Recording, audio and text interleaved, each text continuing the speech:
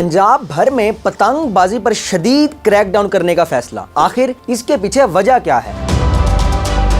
पतंगबाजी एक जानलेवा शौक है जिससे हर साल कई लोग अपनी जानें गंवा बैठते हैं। हाल ही में फैसलाबाद का रिहायशी 22 साला मोहम्मद आसिफ पतंग की डोर फिरने से जान बहक हो गया। मोहम्मद आसिफ 7 बहन भाइयों में सबसे छोटा था और उसने BBA की डिग्री हासिल कर रखी थी। मोहम्मद आसिफ के भाई यासिर का बताना है कि आसिफ की ईद के बाद शादी थी जिसकी तैयारियां जारी थीं। ऐसे में पंजाब हुकूमत की जानिब से पतंगबाजों के खिलाफ शदीद क्रैकडाउन का फैसला किया गया है। ये क्रैकडाउन डोरें और पतंग बनाने वाले कारखानों के साथ साथ सोशल मीडिया पर पतंगबाजी की तशहीर करने वालों के खिलाफ भी अमल में लाया जाएगा। मगर सवाल ये है कि 2007 से पाकिस्तान में पतंगबाजी पर पाबंदी है, लेकिन हर साल इस तरह के वाकयात आखिर क्यों पेश आते? अगर बात करें सिर्फ मुल्तान डिवीजन की तो साल 2023 में मुल्तान डिवीजन से 62,000 पतंगें पकड़ी गईं, 599 डोरें बरामद की गईं और 622 मुल्जिमान को गिरफ्तार किया गया, जबकि इस साल में तकरीबन 6 अमवात हुई। लेकिन सख्त सजाओं का कानून ना होने की वजह से गिरफ्तार मुल्जिमान पुलिस की गिरफ्त से आजाद होने में कामयाब रहे। लेकिन अवाम का सवाल ये है कि क्या हर साल की तरह इस बार भी महज लफ्जी कार्रवाई की जाएगी और पतंगबाजों को आम अवाम की जानों से खेलने दिया जाएगा?